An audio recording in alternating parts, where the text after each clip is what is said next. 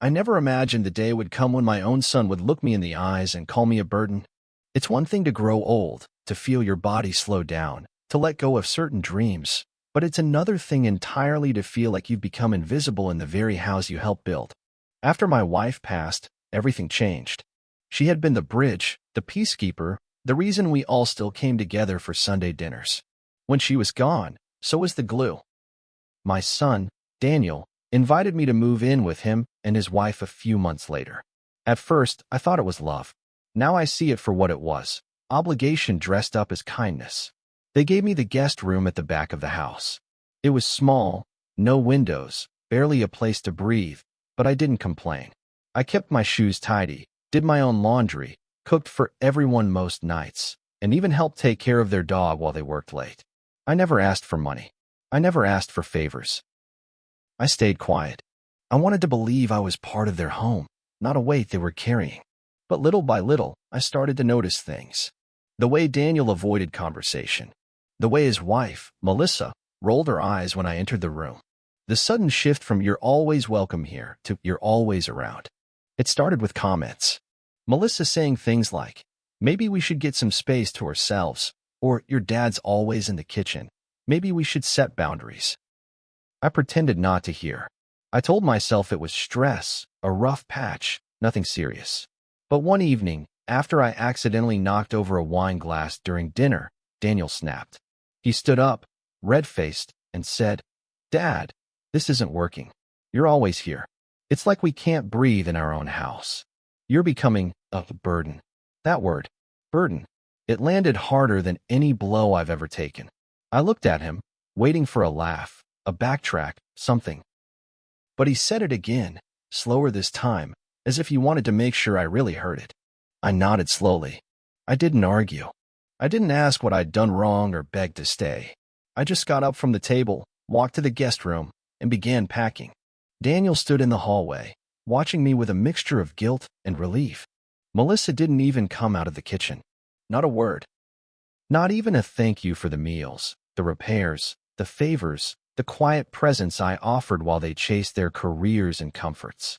I zipped up my old duffel bag, folded the blanket I had bought with my pension money to make the stiff guest bed more bearable, and left the house without saying goodbye. The night air was colder than I remembered. It had only been a few months since I moved in, but it felt like years. I didn't have a plan. I didn't have savings stacked away. Most of what I had went toward helping Daniel after college, helping him and Melissa buy that house, helping cover their wedding expenses when they said they were a little short. I gave quietly. I never kept track. I thought that's what parents did. I called an old friend from my working years, Peter, and asked if he knew a place I could stay. He said he had a room above his garage. Small, basic, but warm. I told him I'd take it. That night, lying on a twin mattress in a room that smelled of old paint and motor oil, I thought about all the moments that led up to this.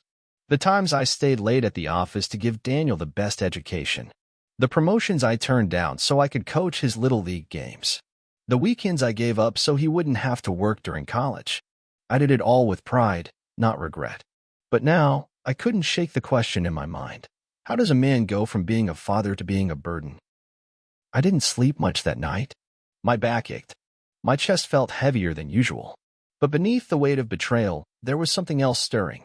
Not bitterness. Not revenge. Just clarity. I realized that I had spent so long giving everything to everyone else, I had forgotten what it meant to invest in myself. Maybe I wasn't done yet. Maybe I still had something left to build, not for them, but for me. They saw an old man in the way, but I still had cards they didn't know I held. And by the time they realized, I wouldn't just be standing, I'd be owning the ground they walked on. The next morning, I woke up before the sun did. My back was sore from the hard mattress, and the old space heater in the corner buzzed with just enough life to keep the room from freezing. I sat up slowly, not just because of age, but because I was still carrying the weight of what had happened. The words echoed in my mind. You're a burden. You raise a child thinking you're building a future. You sacrifice. You hold your tongue. You give without keeping count. And in return, you get labeled as baggage. The part that hurt the most wasn't that Daniel said it. It was how easy it was for him to say it, like he'd been rehearsing it for months. Peter, The old friend who let me stay above his garage came by that morning with a cup of black coffee and a sympathetic smile. He didn't say much. Just, rough night? I nodded. You could say that. He didn't push. That's what I liked about Peter. He didn't try to solve your pain. He just made sure you weren't alone in it. We sat on the porch steps and sipped our coffee in silence. The morning traffic began to hum in the background, people rushing to jobs and lives that didn't include men like me, retired, alone, dismissed. I had no place to be and nothing left to give anyone but myself. Later that day, I gathered the few belongings I had left, some clothes, an old photo album, and a small lockbox with my important papers. I placed them neatly into a second-hand trunk Peter had loaned me. I'd spent most of my working life in commercial real estate, managing properties, analyzing markets, and helping wealthy investors buy up buildings they'd never set foot in. It was ironic, really. I'd helped so many people acquire properties, yet at that moment, I couldn't even claim a proper place to sleep. But that thought didn't break me, it reminded me of what I still knew. I may not have had a roof of my own, but I still had experience, connections, and knowledge that couldn't be taken from me. That evening, I decided to take a walk, something to clear my mind. I passed by the neighborhood Daniel and Melissa lived in, but I didn't walk too close. I didn't want to be seen. I didn't want them to think I'd come crawling back. But as I stood across the street from their building, I watched the lights flicker inside the unit I once called home. I saw Melissa through the window laughing on the phone, and Daniel sitting at the dining table with a beer, completely at ease. No guilt. No second thoughts. I realized in that moment I hadn't left their life. I had been erased from it. I turned around and walked away, not out of sadness, but resolve. If they were comfortable cutting me off, then I had no reason to carry their comfort any longer. I'd spent too many years dimming my strength to make other people feel tall. Not anymore. That night, I pulled out my old notebook, the one I used to jot down market trends and property leads. Most of the pages were dusty and dated, but a few leads still sparked memories. I made a list of people I hadn't spoken to in years, former clients, investors, and brokers who used to ask for my opinion before making million-dollar decisions. I spent the next week making quiet calls. I didn't say much about my personal life. I kept it professional. Some numbers were disconnected, others surprised to hear from me. A few were warm, especially when I told them I was thinking about making a comeback, small scale, maybe a few investment flips. I wasn't asking for handouts. I was asking for data, for insight, for an opening. And when I got wind of a building going up for sale at the edge of the city, one I knew well, I asked for the address. When the agent sent over the listing, my heart skipped. There it was, Daniel and Melissa's building. Their unit, their lives, sitting on the market like just another transaction. The owners were retiring and looking to offload it quickly. The price was steep, but not impossible. I stared at the screen for hours that night. I didn't call Peter. I didn't make a scene. I just sat in silence, realizing that the house I had once been kicked out of might soon sit inside a building I could own. And just like that, the idea took root. Not out of revenge, out of reminder. I spent the next few days in complete silence, studying that listing like it was the last page of a story I hadn't finished writing. The address glared back at me from my screen, and I couldn't stop staring at it. The same building where I'd been dismissed was now dangling in the marketplace like bait on a hook. I thought about walking away. I thought about deleting the email, convincing myself that I was above making a move like this. But every time I closed my eyes, I remembered how Daniel looked at me that night. Not like a son looks at his father, but like a landlord looks at a tenant who's overstayed his welcome. It wasn't revenge I was chasing. I didn't want to destroy him. What I wanted was something deeper, balance. Justice, maybe. A moment of reckoning where the people who treated you like you were disposable realized just how wrong they were. I made a list of my remaining assets. Most of my retirement savings had gone into covering medical expenses and helping Daniel with his business ideas. But I still had some stocks, a few bonds tucked away, and an old commercial plot I hadn't touched since my wife passed. I knew if I played this right, I could make it work. I wouldn't need a loan, not if I cashed out wisely and made a quiet offer. I reached out to the agent, using a pseudonym, an LLC I'd registered years ago when I was still working full-time in property. I didn't want my name anywhere near the documents until it was too late for Daniel or Melissa to interfere. The agent didn't ask many questions. The owners were motivated to sell quickly, and my offer came in clean, above asking, with no financing delays. Within a week, the paperwork was moving forward. Within 3, I was the legal owner of the building where my son lived. The ink had barely dried on the contract when the management office received instructions from the new owner. Effective next month, rent would increase across all units by 200%. I didn't make exceptions. Not even for them. The reaction came fast. Daniel's building had a modest group of tenants, most of whom had lived there for years. Many were professionals who could afford the increase, some who had already been considering upgrades. But my focus wasn't on them. It was on Unit 3B, Daniel's unit, the one I used to mop, paint, and repair without ever being asked. The one I was told I didn't belong in. I knew exactly how much they made. I'd seen their finances. Melissa always made sure to mention how tight things were, even while spending hundreds on new decor or takeout. With the new rent structure, staying would become difficult. I didn't tell anyone what I had done. Not Peter. Not my old colleagues. I stayed quiet and waited for the letter to arrive at their door. When it finally did, I imagined the moment in my mind. Daniel reading the notice, eyes scanning the bolded increase, his breath catching in his throat. I knew him. He'd be furious. Melissa would demand answers. They'd call the management office. They'd argue. But there would be no exceptions. No negotiations. Just numbers on paper and a new name on the lease agreement. And that name wouldn't be familiar, at least not at first. A week later, I received a call on the holding company's office line. It was Daniel. He didn't know who was on the other end. He thought I was just some property rep.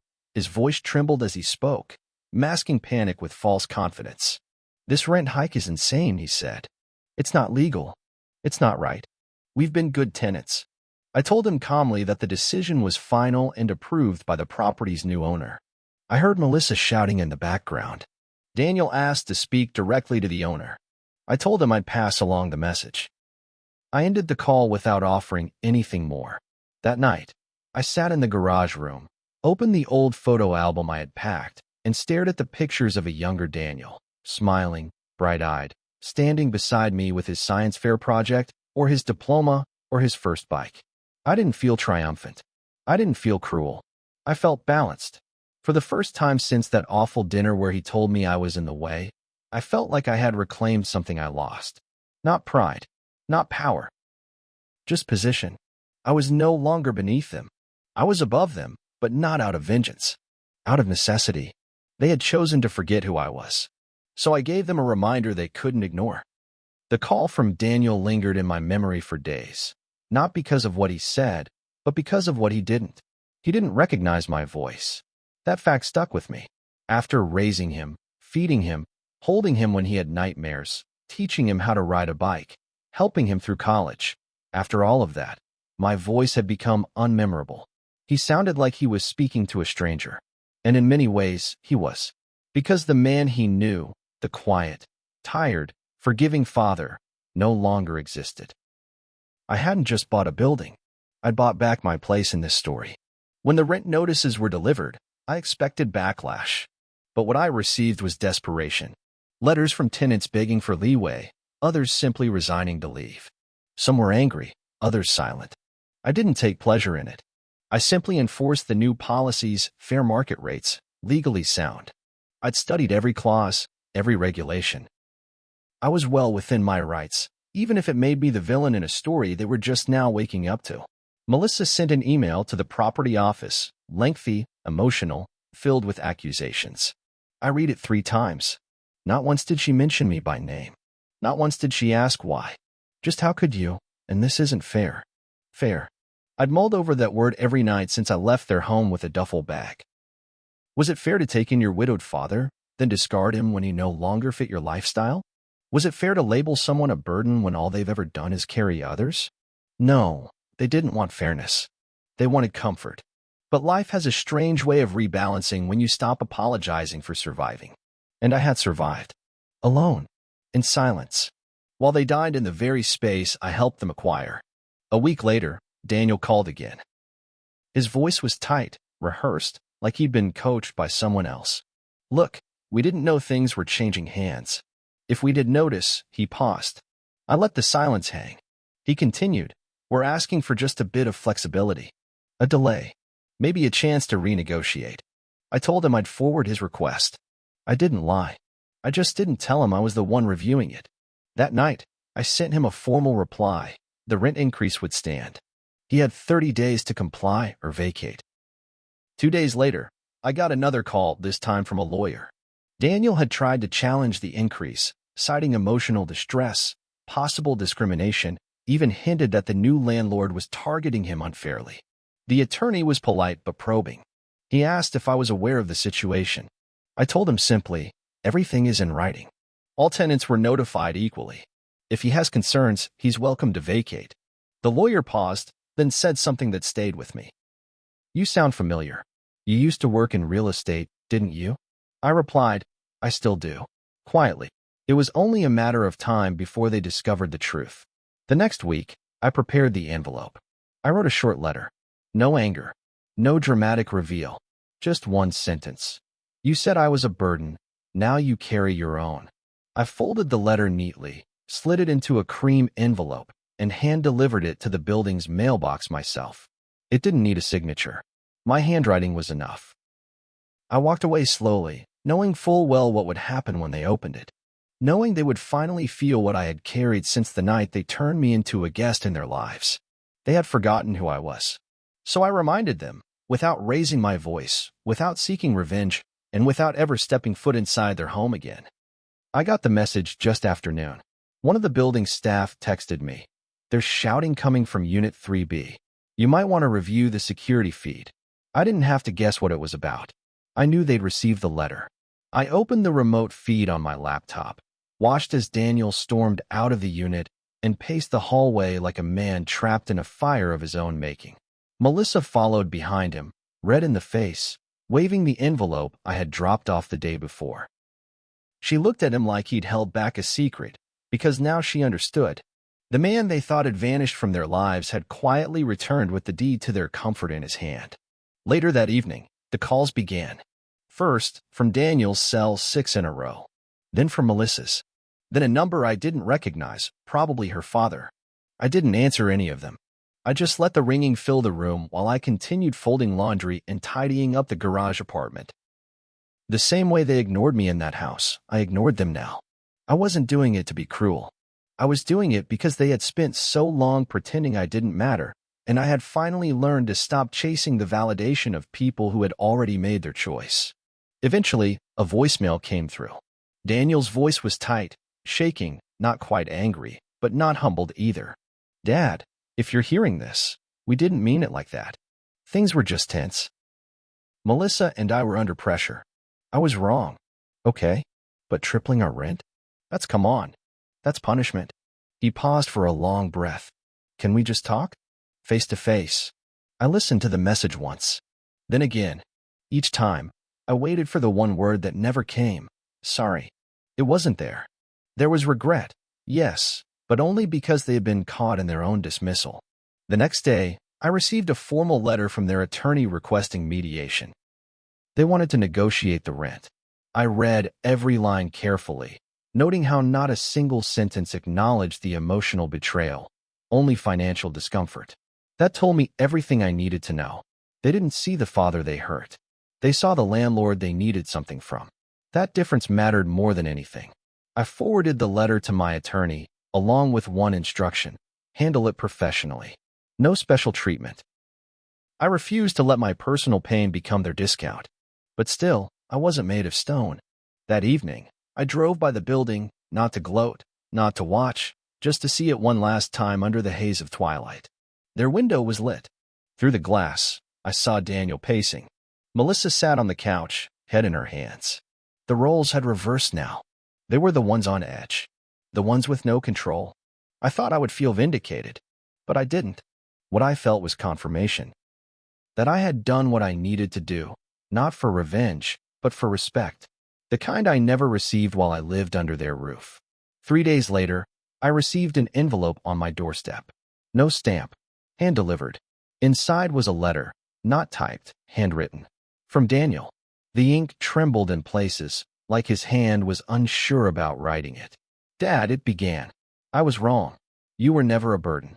You were my foundation, and I let others convince me you were baggage. I'm sorry. There it was. The word I had been waiting for. Not for pride. For closure. The letter went on, apologizing for the way they treated me, admitting the comfort they lived in was built from sacrifices I made quietly, long before Melissa ever walked into his life. He ended the letter with, I understand if things can't go back to how they were. I just want you to know I see you now. And I'm ashamed I didn't sooner. I folded the paper, slid it back into the envelope, and placed it in the drawer beside my bed. I didn't respond. Not yet. Because I wasn't sure if the letter was for me or for him. For his guilt. His need to ease the pressure. Either way, I didn't know him anything. But I knew one thing. He finally understood what it meant to lose someone who had always been there. And sometimes, that understanding is the only repayment life allows. Weeks passed. The letter from Daniel stayed in my drawer, untouched, unread again, just resting like a folded apology inside the quiet of my new life. I didn't reply. I didn't return the calls. Not because I was holding a grudge, but because some wounds can't be fixed with ink and paper. What had happened between us wasn't just a moment. It was a message. A moment can be forgiven. But a message, being told you are no longer wanted, that your presence is an inconvenience, is harder to forget. And I had spent enough of my life shrinking to fit into spaces that weren't made for me. I didn't reverse the rent. I didn't visit the building again. I paid the taxes, kept the property management running smoothly, and continued living simply in Peter's garage apartment. But something had shifted in me, not out of bitterness, but out of truth. For so long, I believed love had to come with sacrifice, that being a good father meant giving until there was nothing left. But now I understood something new. Respect matters. Not the kind that comes from fear or obligation, but the kind that acknowledges what you've done, who you are, and how you've endured. Without it, love is just performance. Jordan, one of the younger tenants in the building, stopped by my management office one afternoon. He was in his early 30s, respectful, quiet. I heard a rumor, he said. Is it true you used to live in the building? I nodded. In Unit 3B, I said, sipping my tea. He raised his eyebrows. And now you own the place? I smiled faintly. Sometimes life turns. He chuckled. Whatever happened, sir. I'm glad it did. The way you run things. Feels like the building finally has a heartbeat again. He left shortly after, but his words stayed. A heartbeat. That's what I had been missing for years. My own rhythm, independent of anyone else's expectations. I didn't hate Daniel. I never could. He was my son. I changed his diapers, taught him how to drive, stayed up nights during his fevers. But love doesn't require tolerance of disrespect. That's where so many parents get it wrong. I raised him to be strong, but I never taught him how to be soft with the people who made him strong. Maybe that was my fault. Maybe it was his. But now, I was done blaming. I was simply accepting. Accepting who he'd become, and accepting who I no longer needed to be in his life. 3 months later, I moved out of Peter's garage and into a small condo overlooking a park. Nothing extravagant, just peace. A balcony for morning coffee, sunlight in the kitchen, and enough quiet to hear myself think. I bought it in full, no mortgage, no cosigner. My name on the deed. Mine alone. It was the first property I ever bought for myself. Every other real estate move I made in life was for family, for investment groups, for clients. This one was for me. Not to prove anything, just to finally arrive somewhere I wasn't asked to leave. Every now and then, I walk past families in the park, fathers chasing toddlers, older men sitting with grandkids. I wonder if those men feel what I once did, the need to give, to stay, to be needed so badly that they forget their own worth. I hope they don't. I hope they learn sooner than I did that quiet sacrifice doesn't mean silent suffering. I learned it late, but I learned it well.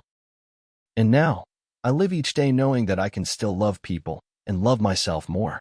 One morning, as I sat on my balcony reading the paper, I received a notification. Daniel and Melissa had moved out of Unit 3B. No forwarding address. No final message. Just an empty unit and a reset keycard. I closed the notification, sipped my tea, and leaned back in my chair. I felt no celebration, no ache, just clarity. They had finally let go, and so had I. And when I stood up, I realized I hadn't just survived what they did to me. I had grown taller because of it. If you've ever been pushed aside by the very people you sacrificed everything for, let this story remind you, your worth doesn't depend on their approval. Sometimes the best way to be heard is not through words, but through the life you rebuild. If this story spoke to you, like, subscribe, and share it with someone who needs to remember their value.